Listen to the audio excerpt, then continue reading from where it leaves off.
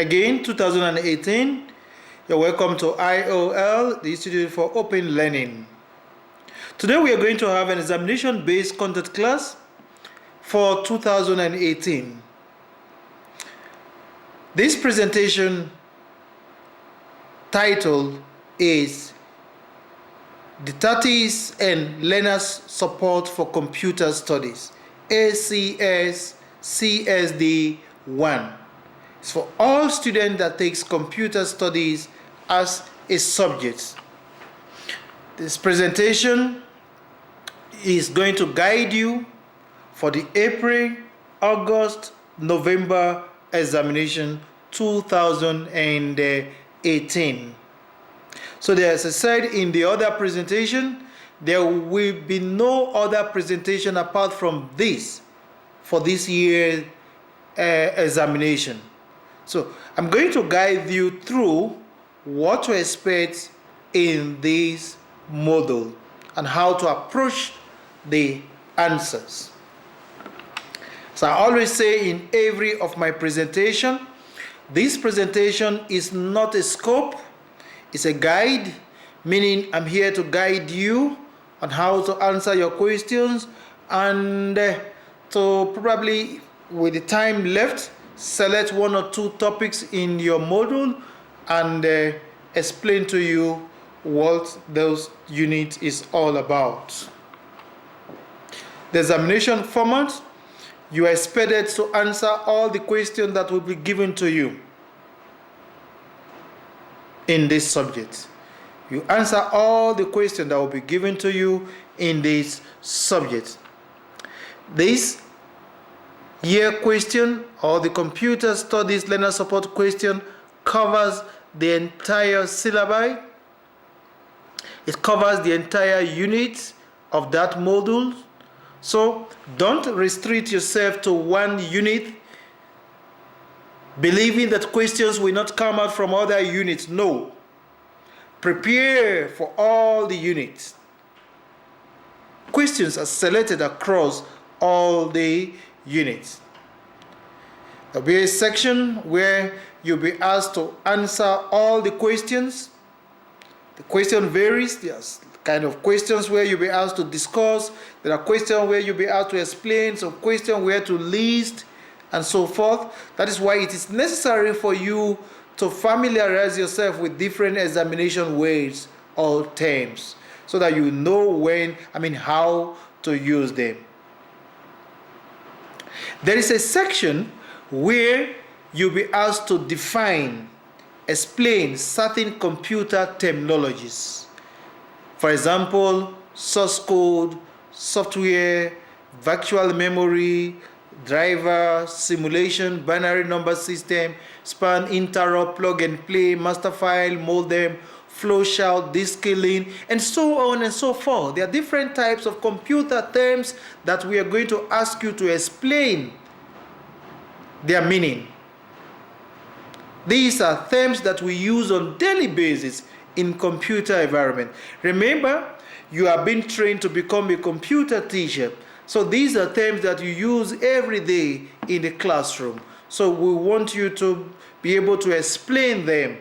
So when you read your study guide, please don't ignore the meaning of every word, every computer term used in that study guide, because you might be asked to explain it in the examination. So don't ignore anything. You don't know the value of 1 until you get 49 over 100. Then you will know the value of 1. Oh, and what can cost you that 1? Probably you are asked, what is a simulation? But when you were reading or studying for the examination, you ignore it. Simulation. Oh, nobody can ask me. Who says? And that one can cost you to fail the exam. So what Mr. Ido is trying to say is that do not ignore, underestimate any term, any word in your study guide. Apart from this, what else should you expect in this question paper? This question paper is divided into section A and Section B. Section A is 100% theoretical. Section B is practical. So meaning in this examination, you are going to write, and at the same time, you are going to carry out a practical examination. So Section B is practical. What do I mean? You will be given a computer and a task to be done. You carry the task on the computer. Then when you are done, you print it out, submit it to your supervisor with your name and your student number boldly written on their side. I mean the printed pages. Now, what type of practicals should you expect? It can either be on Microsoft Excel or Microsoft PowerPoint. So what Mr. Edo is trying to tell you here is this. We'll give you a question that you are going to do practically. That question, it can be Microsoft PowerPoint or Microsoft Excel. You do it on the computer, then you print it out and submit it to your supervisor. So practice very well on these two application packages, how to use them. Because at the end of your training as a computer studies teacher, you are going to train our learners at the primary and secondary school level how to use these application packages. So you must be able to use them. You cannot give what you don't have. So I must examine you to see. I must train you also how to use these application packages. How can you approach your questions? Let me give you an example here. For example, you are asked this type of question. Discuss 3 advantages of applying learners center features in a lesson. Discuss 3 advantages of applying learners center features in a lesson. That is the question. The first thing that you should pay attention to here, if you see a question like this, is that word discuss. What does it mean to discuss? That is why I told you at the introduction of these, or every presentation that I say, is that pay attention to all these examination words. What does it mean to discuss? How can you approach questions like this? First, what should you do? Define that word, learner-centered approach. Define it. Give the meaning. After that, give the advantages it has. After that, discuss the advantages. Then draw a conclusion. Can you see it now? First of all, explain what that means. After you must have explained it, what next should you do? Give me the advantages of what you already explained. After you have given me the advantages of what you explained, give me the disadvantages if there are. Then after that, draw a conclusion on your discussion. Then you can have your full marks. Be very sure you do the right thing. Like this question says, discuss 3 advantages. Don't take or give me more than 3. If you give me more than 3, I will only focus on 3. Don't give me less than 3, you're going to lose marks. Let's look at this method that we're talking about here. Let's look at the methodology of teaching learners computer skills. Because we are training you here to become a computers teacher.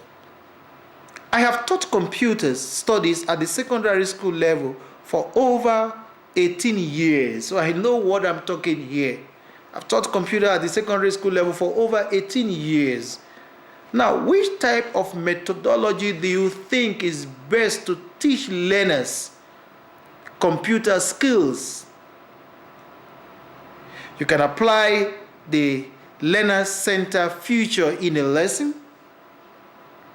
And what advantages does this learner-centered features have? The major advantages it has is that the learner is practically involved in what you are doing. It's active, it's not passive. It's not just sitting down there and listening to me. As we am teaching, I'm lecturing you here. You are just watching me. You are not really active in what I'm doing. You're just sitting down there and watching Edo. When this man finishes speaking, I can switch off my computer. But if you are to be with me and I'm going to use the learner-centered method, you will be practically involved in what I am going to do. And when you are practically involved in something, you learn more than when you are being told. Now I'm telling you, you are not involved practically.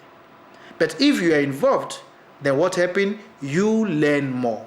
So the learner-centered teaching methodology, it motivates and gives learners to have control of their learning process. It motivates them. They have control over the learning process. They are able to think critically. They are able to solve problems. They can evaluate situations. They can analyze. They can generate hypotheses. You see, it has so many advantages. So a question can come, what are the advantages of learner-centered teaching methodology? What disadvantages does it have? You should be able to argue these in an effective manner. Let's look at something else in a computer studies. Let's see in a computer laboratory. How should you arrange your computer laboratory?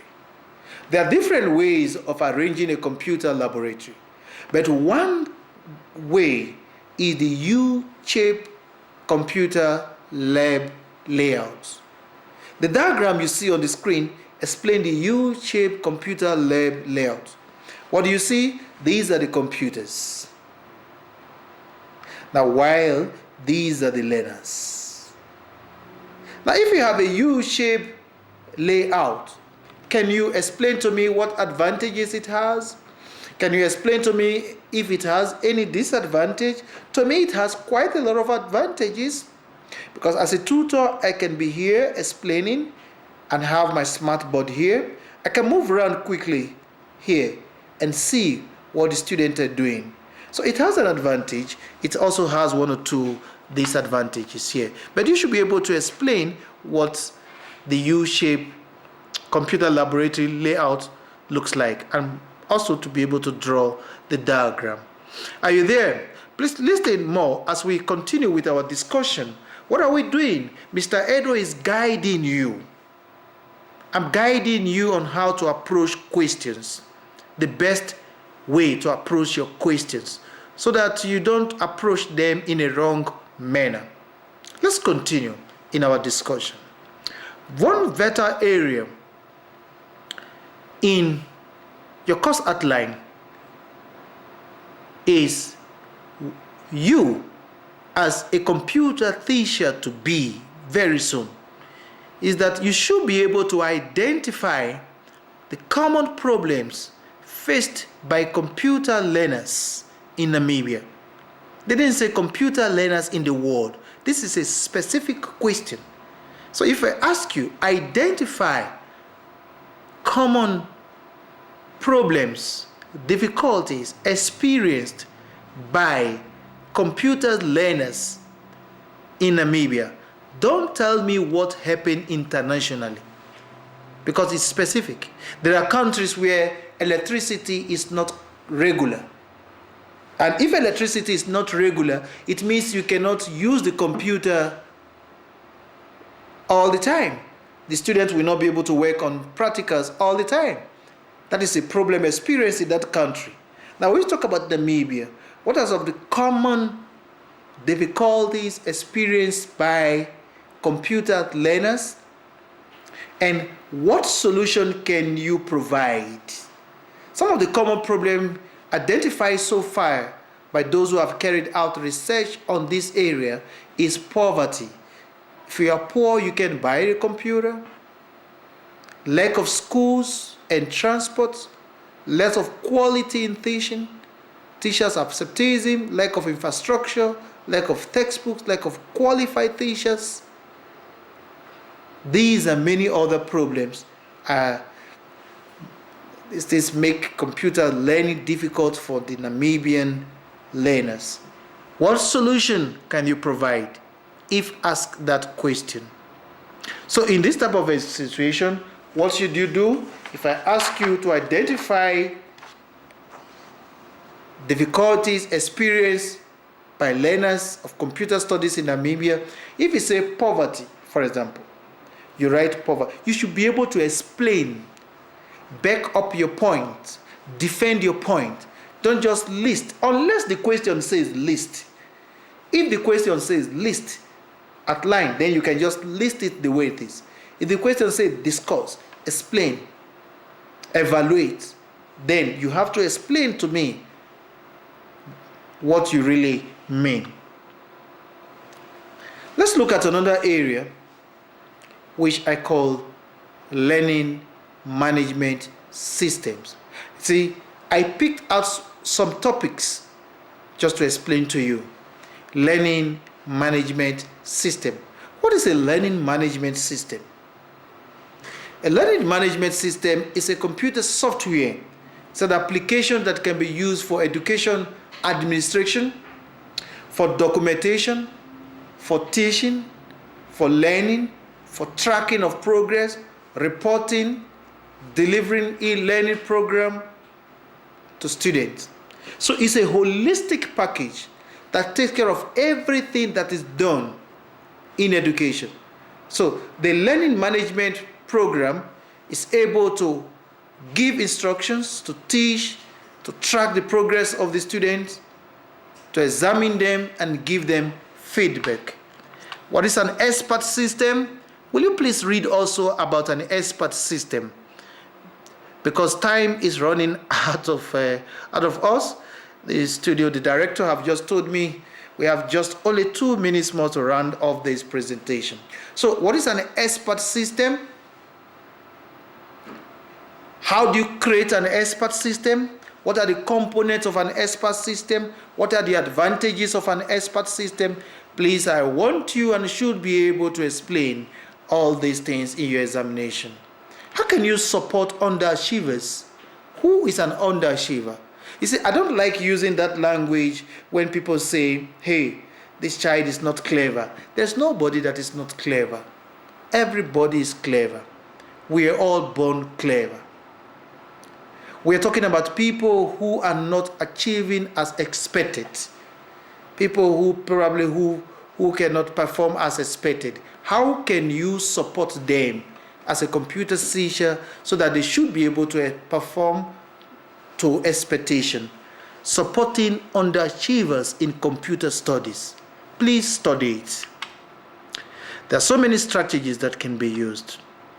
Should be able to explain concepts. How do you explain concepts? How do you explain some difficult words to your learners in computers using diagrams and pictures? Where can you get those pictures from? Because the use of pictures in explaining some concepts, some words to our learners makes it easier for them to understand better. Where can you get those pictures from? You can take a screenshot. You can copy them from the internet and so on and so forth. Read also about the difference between direct instructions and indirect instruction. What about budgeting for the computer laboratory? If you are going to budget for a computer laboratory, what are the items that must be there in budgeting for a computer laboratory? Will you read it? Please do read it. Virtual reality is a topic that is very common in every question. What is a virtual reality? It's an artificial environment created, fine, for what purpose? Should be able to explain what a virtual reality is, what are the advantages of a virtual reality, and where can we use virtual reality. Start to study today. Contact me where you have problems. My cell phone number is on the screen. My email is on the screen. This course, Computer Studies, support, how to support learners, how the different type of methodology you can use. It's a very nice subject because it really prepares you very well as a computer studies teacher to be. So start to prepare now for your April, August, and November examination. The 30 is a learner support for computer studies. If you have any problem, please contact me so that we can discuss, so that I can help you to overcome such problem. Thank you.